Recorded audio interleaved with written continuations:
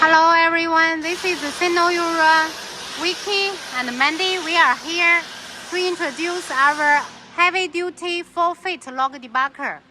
You see, the total height it is at 2.2 meter. The weight at 4.2 tons. We are also using a slide type. It is a double ruler with double motor,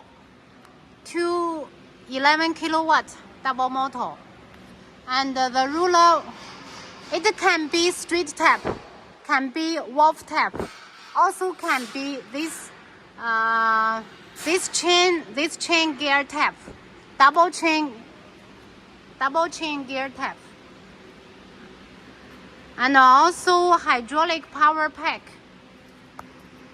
We are using 5.5 kilowatts, as well as we have a cooler. We also have one support ruler with 5.5 kilowatts. So that is the overview of this log debarker. Very heavy duty. Welcome your kind inquiry to us.